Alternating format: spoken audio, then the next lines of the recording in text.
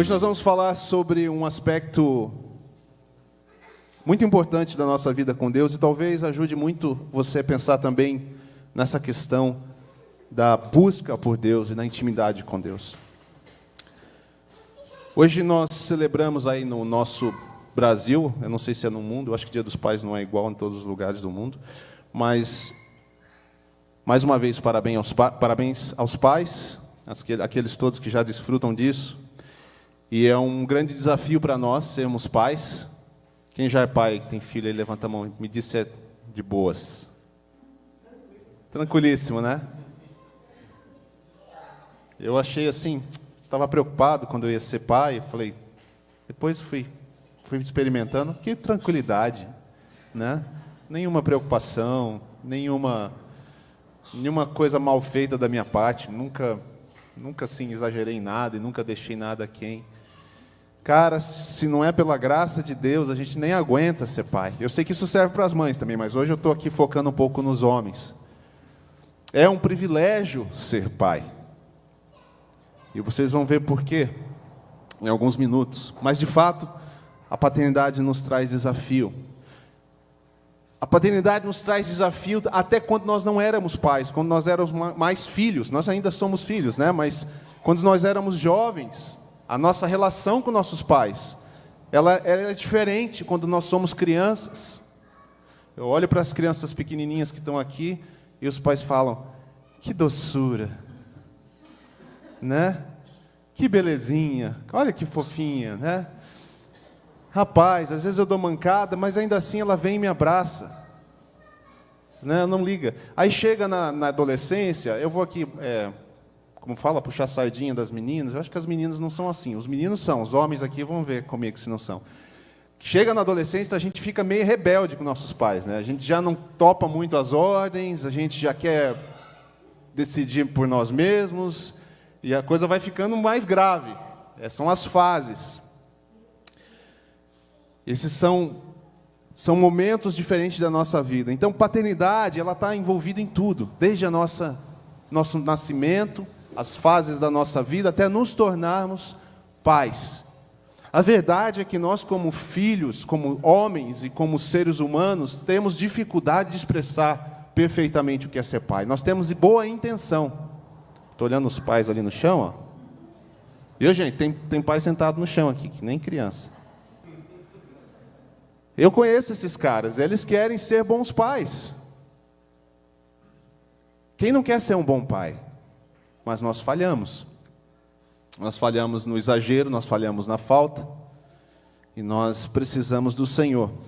Salmo 103, versículo 13, diz assim, como um pai tem compaixão de seus filhos, assim o Senhor tem compaixão dos que o temem, pois Ele sabe do que somos formados. Viu, Bruno? Relaxa.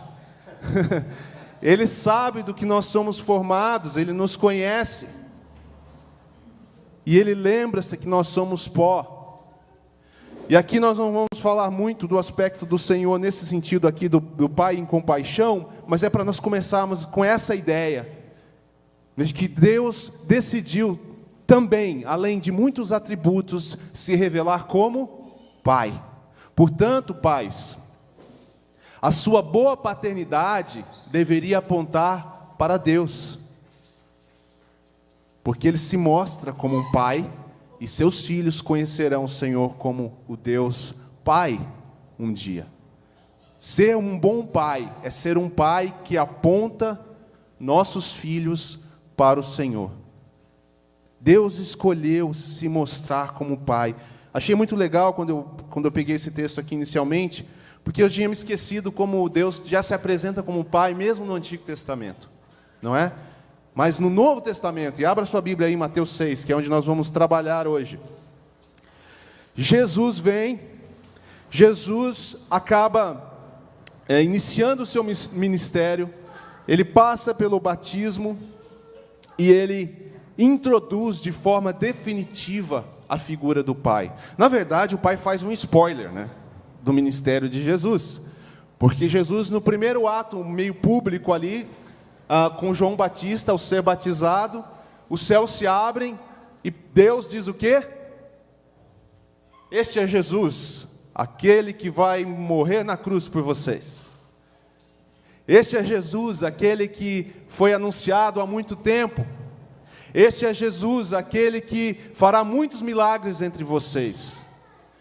Não, Deus diz: este é meu Filho amado, em quem eu tenho muito prazer. Essa é a revelação da paternidade de Deus, e a forma como Deus olha para Jesus, é a forma como Ele olha para você e para mim, agora que nós estamos em Cristo. O último texto que nós vamos ler hoje vai fechar essa ideia. Mas comece a pensar sobre isso. Deus nos ama, e Ele se apresenta a nós como Pai. E Jesus, a partir desse momento, já no capítulo 4 e 5, ele fala alguma coisa, mas no capítulo 6, finalzinho do 5 para o 6, ele começa a usar a figura do Pai, direto, em algo que ele vai comunicar às pessoas. É sobre isso que nós vamos falar hoje. Nós vamos falar hoje sobre a recompensa da nossa relação com Deus, o Pai. Porque nós temos ideias do que sejam recompensas. Para nós, recompensas normalmente tem a ver com um ganho material, físico e natural. Eu quero propor para vocês hoje que a recompensa do relacionamento com Deus é o próprio Deus. A recompensa da relação e de caminhar com o Pai não são as coisas que o Pai dá, mas é a relação com o próprio Pai.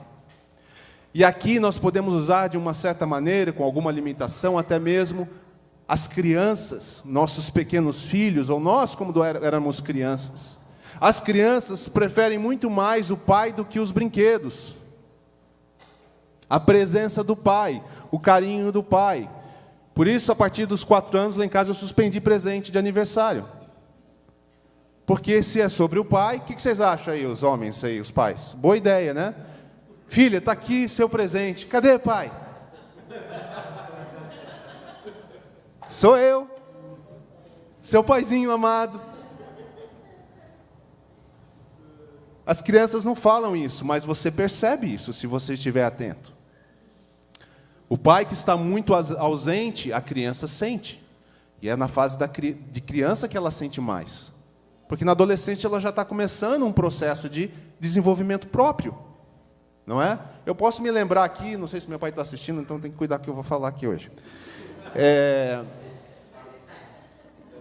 Deve estar, shalom. Abraço, pai. Mas é assim que nós somos, e ele também foi assim com o pai dele, eu fui assim, minhas filhas são assim. A gente vive muito mais nesse círculo familiar com mais intensidade até uma certa idade. Pode ser 10, 11, 12, 13. Depois nós começamos, dependendo do estilo que nós temos pessoalmente, a sermos um pouco mais independentes. Eu já aos 14, talvez, para frente, ficava bem menos em casa do que eu ficava antes. E talvez até falasse menos com meus pais, tanto meu pai como minha mãe, como eu falava antes. E eles também entendiam isso. Agora eu tenho amigos, eu faço atividades, né? Então, esse é o natural da nossa vida. É o natural da nossa vida. E Jesus introduz, no capítulo 6, uma série de atividades que aqui ele chama de obras de justiça. Nós vamos falar um pouco sobre isso, tá bom? Porque o que eu quero que vocês entendam, o que eu quero entender, grave esse ponto, a recompensa das obras de justiça, a recompensa de fazer algo com Deus, não é algo que Deus possa me dar de volta, mas é o próprio Pai, a presença do Pai. Quando eu tinha mais ou menos 28 para 30 anos, porque agora eu estou com 48, eu já não lembro mais o que eu fiz ontem, quanto mais há 10 anos atrás. Comentei com o Bruno ontem aqui, ele falou que estava viajando bastante, a Bia está aqui de testemunha. Teve uma época da minha vida que eu decidi sair do melhor emprego que eu tinha, porque eu estava viajando demais. E a Nicole estava com... Faz aí, Nicole. Nicole estava com 1 ano, talvez 2 anos, amor. 2 anos, eu me lembro claro como dia, não lembro de muita coisa da minha vida, mas disso eu lembro, olha só como é importante. Me lembro de chegar de São Paulo, de viagem, normalmente eu saía de madrugada na segunda, então já não dava nem tchau, e chegava 9h30, às vezes mais tarde, na sexta-feira. E eu lembro no apartamento que a gente morava em Londrina, que eu abri a porta e falei, chegou o seu papai querido, né? Não, eu não falava assim, mas era isso que eu queria fazer, mas era um pouco tímido. Eu chegava, aí a Bia vinha já com a Nicole no colo. Você já ficou no colo, filha? Imagine isso. E ela vinha com a Nicole no colo, eu já louco para ver as duas, e aí abri a porta, a Nicole olhou para mim assim, e fez assim. Quem é você? Mãe, você vai deixar um estranho entrar em casa? Naquela semana, eu e a Bia já começamos a conversar, isso não vai dar certo. E aí nós fizemos algumas mudanças radicais, que teve um custo alto para nós, tanto pessoal, quanto financeiro, quanto de relacionamentos. E nós fizemos a coisa certa. Eu sei, com certeza nós fizemos a coisa certa. Porque o essencial é o que a gente tem na relação, e não o que a gente recebe. Não seria suficiente. Eu sempre trazia um presentinho, quase sempre, né, amor? Em menos de alguns dias, aquele presentinho estava em algum canto da casa. Presentinho não funciona, viu, gente? Quem tenta manter a vida com presentinho, o casamento com presentinho, os filhos com presentinho, isso não dá certo. Isso aí é secundário. Nós precisamos nos voltar para o que é essencial. Nós acabamos de cantar aqui. Estou voltando. A essência da adoração, a essência da relação é o próprio Deus. Portanto, aqui nós vamos falar de algumas obras de justiça. Eu vou tentar ser bem direto nelas, só para você pegar o fio da meada. De que o que nós vivemos com Deus não pode ser focado no que nós recebemos dele ou de outras pessoas. Tá bom? Então, obras de justiça são coisas que nós fazemos como parte da nossa relação com Deus ou com as pessoas que revele o próprio Deus, e que revele justiça, que revele amor. Tá ok? Então você pode fazer obras de justiça do jeito errado, ou você pode não fazer obras de justiça. Certo? Se é uma coisa que você pode fazer, você pode não fazer. Então, tanto é errado não fazer nada daquilo que nós vamos falar aqui, não é bom para você, porque a recompensa vem de fazer as obras, mas a recompensa vem também de fazer as obras da maneira correta, pela razão correta. Então, são dois erros que nós cometemos como cristãos, como pessoas, diante de Deus, filhos e filhas de um pai, desse pai, não fazermos as obras de justiça, ou fazemos parcialmente, não darmos atenção e esperarmos receber uma recompensa, ou fazemos as obras de justiça de uma forma mais religiosa, ou de uma forma mais de aparência, e isso também nos coloca numa situação de não recebermos a recompensa dessas obras. Tudo bem até aqui? Vamos ler lá, capítulo 6 de Mateus, versículo 1. Primeiro versículo, Jesus diz assim: tenham o cuidado, é preciso cuidado de não praticar as suas obras de justiça. E aí ele está dizendo para cada um daquelas pessoas e para cada um de nós, as suas obras de justiça, aquilo que você tem que praticar, o que você está praticando, diante dos outros para serem vistos por eles. Se fizerem isso, vocês não terão nenhuma recompensa do Pai Celestial. E aí ele começa a citar uma série de coisas a partir desse versículo. Ele fala de você ajudar aquele que precisa. E aí eu vou ser um pouco mais direto com vocês aqui nesse ponto.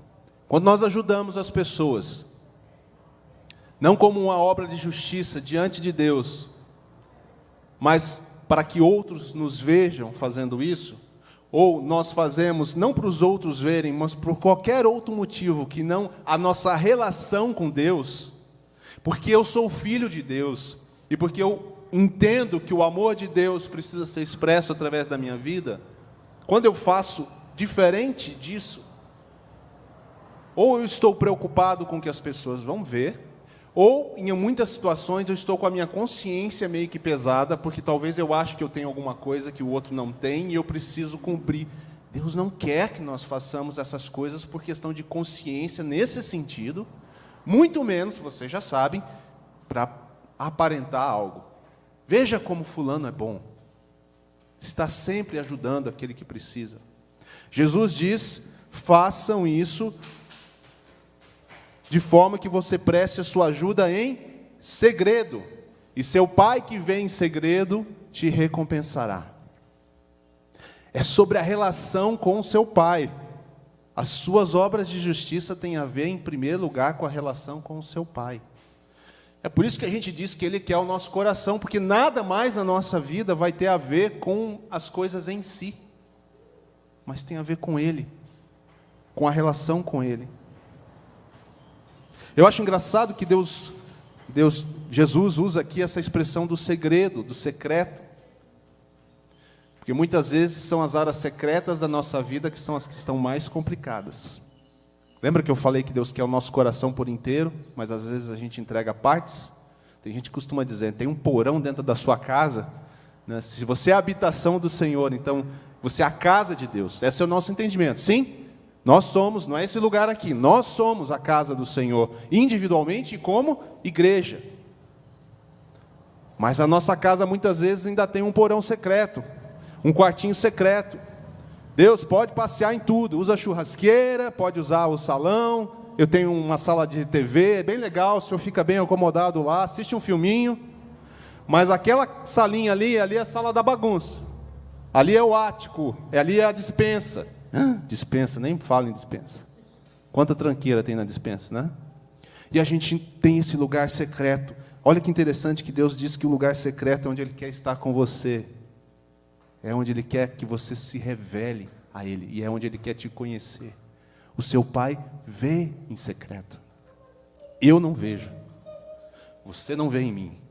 Mas o Pai vê o secreto. E Ele tem uma especial atenção pelo lugar secreto. Porque talvez seja ali onde esteja a essência daquilo que você tem para entregar para Ele. Que está faltando entregar para Ele. É a área mais difícil da nossa vida, talvez. Mas Ele quer estar lá com você. Segunda coisa que Jesus menciona como obra de justiça, que é a oração. Muitos gostavam de orar para ser vistos. E Jesus fala, a sua oração precisa ser no secreto. E eu chamei a atenção aqui para um pedaço desse trecho, e ele diz assim, Jesus diz assim, e quando orarem, não fiquem sempre repetindo a mesma coisa, como fazem os pagãos. Não é uma pura reza, é uma conversa. Eles pensam que por muito falarem serão ouvidos. Não sejam iguais a eles, porque o seu Pai sabe do que vocês precisam. Quando nós somos crianças, os nossos pais sabem do que nós precisamos. Via de regra, claro, né? A gente, como eu falei no início, esquece aquela parte onde a gente faz besteira, tá bom? Pensa na parte importante. Nós sabemos o que os filhos pequenos precisam. Quando eles se tornam adolescentes, jovens, é mais difícil saber um pouco o que eles precisam. Nós precisamos conversar mais com eles, conhecer o coração deles. Mas com as crianças é mais fácil, porque as crianças, elas precisam quase que só do básico. Precisam de atenção, precisam de educação, precisam de disciplina, precisam de amor, precisam de comida, precisam de um teto. O seu Pai sabe o que vocês precisam antes mesmo de o pedirem. Portanto, gente, se Deus, pensa isso comigo, se Deus sabe o que você precisa antes de você pedir, você acha que Deus está tão interessado assim no que você está pedindo, ou não? O que vocês acham? Claro que Ele está interessado no que eles estão pedindo, mas Ele já sabe. Se Ele já sabe, o que é que tem mais valor? É a relação. Ele quer estar com você, Ele quer conversar com você, Ele quer te dar a oportunidade de você falar para Ele, coisas que Ele já sabe. Gente, tem uma coisa que nós como pais temos dificuldades às vezes em alguns momentos, é de ter foco, de atenção, não é? A gente está cheio de coisa para fazer, e às vezes é difícil parar e dar a atenção correta. Sem saber nada, às vezes a gente não consegue dar a atenção correta. Eu sei que muitas vezes falhei com minhas filhas na atenção. Eu fico prestando atenção, mas às vezes eu erro. E eu não sei exatamente o que elas podem estar querendo, eu preciso ouvi-las. Deus sabe o que você quer, ainda assim Ele para e vem te ouvir. Não é sobre os pedidos, é sobre a sua relação. É sobre a recompensa dessa obra de justiça, que é orar de uma forma onde você desenvolve uma relação com Deus. E, portanto, a recompensa é o próprio Pai. É a própria intimidade com Ele. É o carinho e é o cuidado. Ele já sabe o que você precisa. Portanto, você pode ficar certo que quando Ele quer te ouvir, Ele quer estar com você. É isso que Ele quer. Se Ele não pedisse nada, você acha que Deus ia te deixar na mão? Você acha sinceramente que um pai que cuida dos seus filhos, de forma natural, vai ficar esperando que os filhos peçam comida? Bom, vamos fazer um parênteses, né? Tem pai e mãe ruim nesse mundo, né? Deve ter uns que fazem isso, assim. De preguiça, sei lá do quê. Mas, em geral, isso não vai acontecer. O pai vai levantar cedo, vai trabalhar para prover o recurso. Não vai faltar. Deus não vai deixar faltar. Não é sobre o que nós pedimos, nós falamos em si. É sobre estar com Ele. Jesus menciona o jejum, e ali no meio tem uma explicação enorme sobre a oração, que é aqui onde Jesus ensina o Pai Nosso. Até para que você saiba quais são as coisas bacanas de conversar com Deus.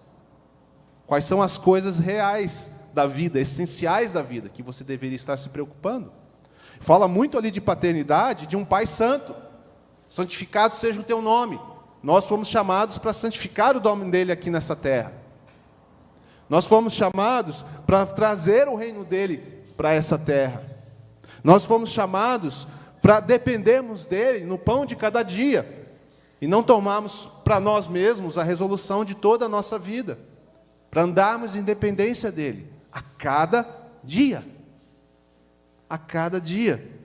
Nós fazemos muitos planos às vezes. E não temos dificuldade de andar nas coisas do dia a dia com Deus. Deus quer nos ensinar a perdoar uns aos outros, para que nós sejamos perdoados. Livra-nos do mal. É a criancinha que vai até o pai e sabe que o pai vai protegê-la. Quantas vezes a gente vê aquelas histórias de escola, né? Vou chamar meu pai. Elas nunca me chamaram, eu morria de vontade de ter uma oportunidade, mas justificada, mas não aconteceu. Até porque a gente se sente bem, não é? Não precisa nem ir lá resolver, né? Falar, me chamaram, né? Confia em mim. Se você vai até Deus e ora e diz, livra-nos do mal, guarda-nos do mal, é porque você confia. E Ele é confiável. Uma outra obra de justiça, o jejum. Nós não estamos falando hoje aqui de praticar essas coisas, como que faz, né? Mas é uma obra de justiça. Muitas vezes o jejum se tornou uma forma de se mostrar a sua espiritualidade para os outros. Eu acabei de vir de um jejum de 40 dias, eu sou super espiritual. Não é a questão se foi 40, se foi 15, se foi 20. Lembra que eu falei no começo? A questão é, você pratica obras de justiça, primeira coisa, você deve praticar. E você pratica-las de maneira correta, é por causa da sua relação com Deus, é para você crescer em Deus, para você conhecer a mente de Deus, o coração de Deus, para você ter autoridade de Deus, não porque você fez jejum e agora você merece, mas porque agora você confia nele, a ponto de abrir mão de coisas que lhe dão prazer. O jejum fala literalmente da nossa natureza mais essencial. Ficar sem comer é dose. E fazer isso só por causa de Deus, não pelo que Ele pode te dar. Fazer isso para a recompensa, que é a própria pessoa de Deus, a intimidade com Ele. Deus, eu estou tão afim do Senhor, que nem comer eu quero. Eu nem preciso comer. Eu quero mais do Senhor. O texto diz que nós devemos, quando jejuar, arrumar o cabelo. Jejum não é para mostrar uma contrição, né, uma espiritualidade. Se arrume. Eu fiz uma nota para mim aqui. Arrume-se como se você fosse para o shopping. O pessoal gosta de ir para o shopping, se arruma para ir no shopping, se arruma para ir em loja, gente. Não faz muito sentido na minha cabeça, mas a gente faz isso. Vai jejuar? Celebre. Não é para ficar, estou em jejum.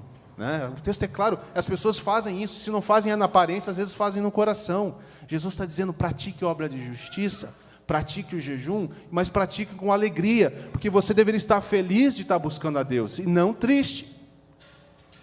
Deveria ser uma celebração de alegria. É sobre o Pai, não é sobre o comer, é sobre a fidelidade do Senhor é sobre a intimidade com o Senhor, é sobre a recompensa que vem daquele que te vê em secreto, para que não pareça aos outros que você está jejuando, mas apenas a seu Pai, que vê onde? Em secreto. Em secreto.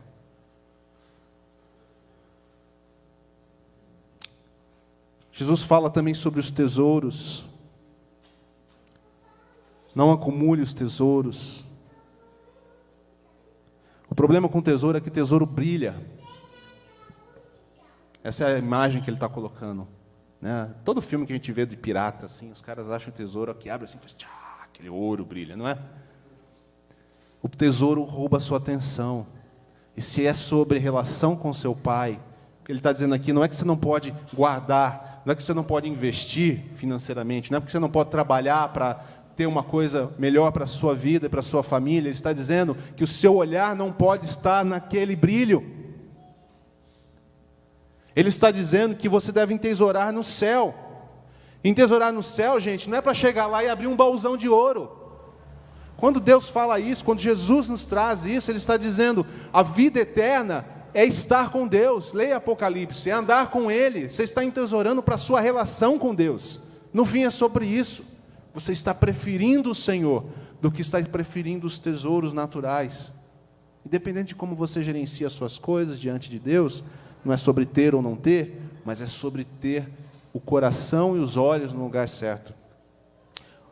Nós temos que lembrar que o nosso futuro é ter uma relação perfeita com o Pai, que hoje nós temos uma relação, como diz Paulo às vezes, né? Vemos hoje em parte, mas então veremos face a face, e nós veremos o Pai, nós poderemos correr ao seu encontro, e nós estamos entesourando para esse momento, e não para outro momento.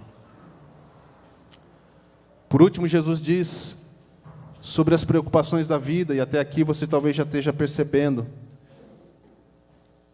que Jesus, como disse antes, deixe vir a mim os pequeninos, porque o reino de Deus é deles. Por quê? Porque as crianças, como a gente falou antes, mesmo no natural, elas amam seus pais, né? E elas querem a companhia dos seus pais, elas não querem outra coisa.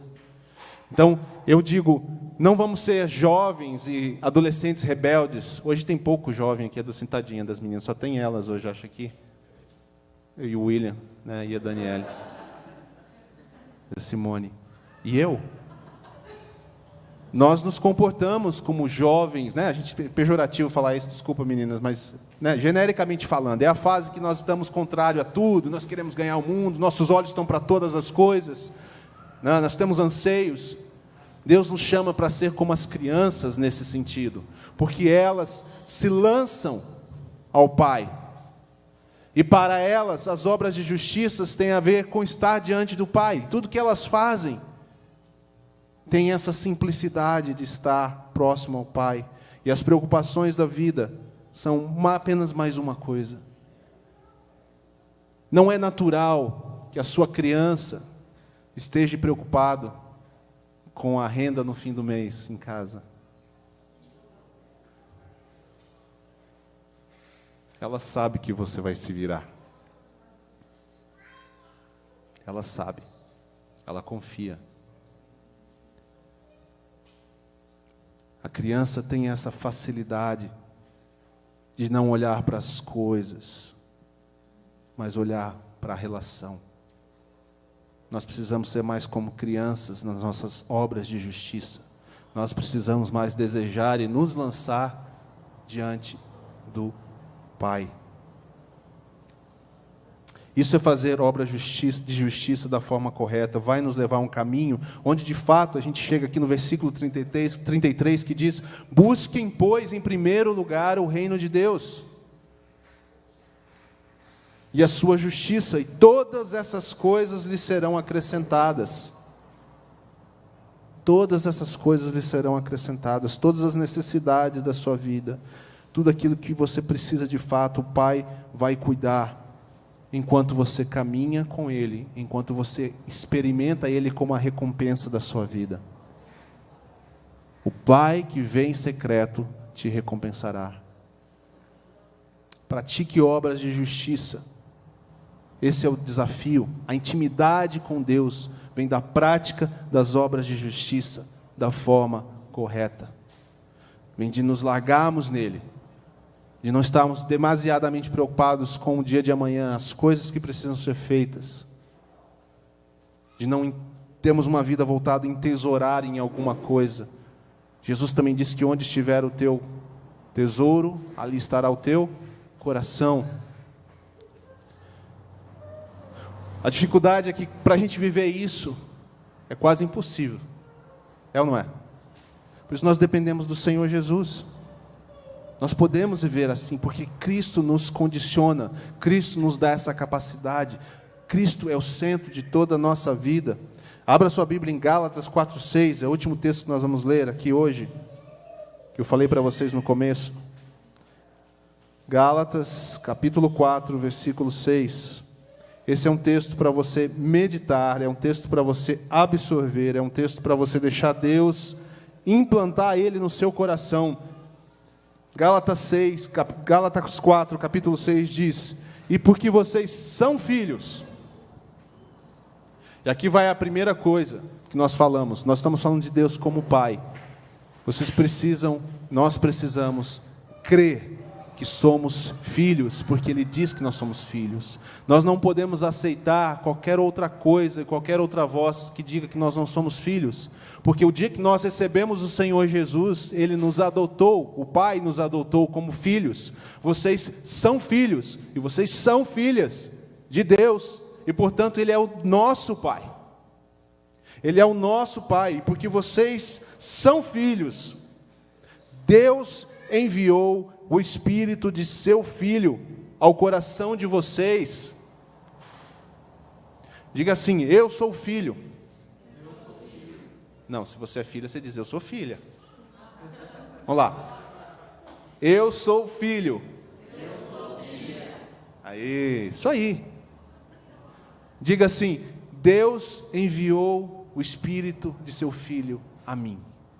Deus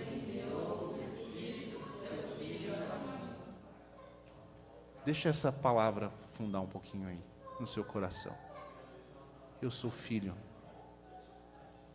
E Deus enviou o Espírito de seu Filho ao meu coração. O Pai está dizendo isso para você, através da sua palavra. E porque você tem esse Espírito no seu coração, Ele clama: Abba, Pai. Você tem dentro de você o Espírito do Filho, que mesmo quando você fraqueja, Ele clama em seu coração: Abba, Pai, Paizinho. Há dentro de você, no seu interior, um Espírito do próprio Senhor Jesus, que é a sua promessa. E lá dentro Ele fica dizendo: Pai, Pai. E tentando fazer com que você também entre nessa direção. E veja o Senhor como Pai. Experimente a adoção de filhos. E você tem uma experiência da paternidade de Deus. Assim, você já não será mais escravo. Escravo das suas vontades, escravos da aparência, fazer oração e jejum e dar esmolas e por causa da aparência, por causa dos outros e por causa de qualquer outra razão que não Abba, Pai, que não seja experimentar Deus como Pai na sua vida. Porque você já não é mais escravo, mas filho e filha. E por ser filho e filha, Deus também o tornou herdeiro. Se só falar às vezes não é suficiente para a gente crer, eu acho que essa é a expressão. Se você vê um papelzinho com o seu nome na herança, você vai falar: eu sou filho. Está aqui, ó. Está na herança, então, não é? Talvez seja essa figura que Deus quer nos lembrar. Nós temos não só o Filho, mas nós somos tão filhos iguais, queridos iguais, que todos nós recebemos a mesma herança. Significa que há algo de Deus guardado para nós, uma recompensa. E essa recompensa não é material. Mesmo que ela se demonstre muitas vezes como algo que Deus nos traz, essa recompensa é o próprio Senhor e a relação com Ele. Como crianças, é isso que nós queremos. Nós queremos encontrar o amor do Pai, nós queremos viver o amor do Pai, estarmos seguros no amor do Pai. E essa voz do Pai no nosso coração vai calar todas as outras circunstâncias dessa vida. Nós vamos sentir seguro. Não, meu paizinho, meu Abba Pai, está cuidando de tudo. Aliás, Abba e Pai, nos textos originais, são duas palavras diferentes. Bom, isso fica por uma outra hora. Mas incorpora o aspecto tanto do Pai cuidador, quanto do Pai que disciplina no sentido de dar orientação. É completa essa relação com Deus. Abba Pai. Abba Pai.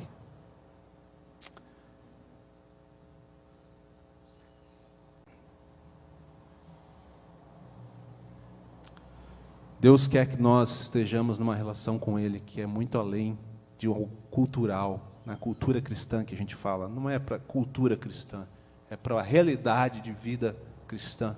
É para algo mais profundo, para algo que a gente experimenta. Portanto, a gente pode caminhar nessas obras, orar com intensidade, ajudar com intensidade, jejuar com intensidade,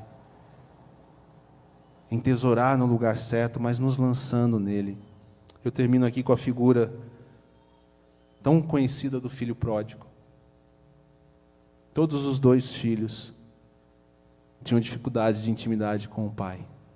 Um fazia as obras de justiça, mas não fazia como filho, fazia como escravo na própria casa. E o outro achou que a recompensa do pai era as coisas que o pai podia dar. Ele falou: me dá suas coisas que eu vou embora. O pai para ele era o que o pai podia dar. E ele precisou passar um período muito difícil para descobrir que o que importava mesmo não era o que o pai podia dar, mas era a presença do pai. Eu vou voltar para perto do meu pai, que qualquer coisa na presença do meu pai é melhor que o resto todo. Nada funcionou para mim, eu fiz tudo o que eu queria fazer e nada disso me levou a lugar nenhum no fim das contas. Eu vou voltar para o pai.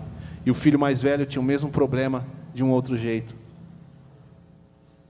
De um outro jeito. Os dois descobriram, eu espero que o mais velho também tenha descoberto, que a recompensa é estar com o Pai.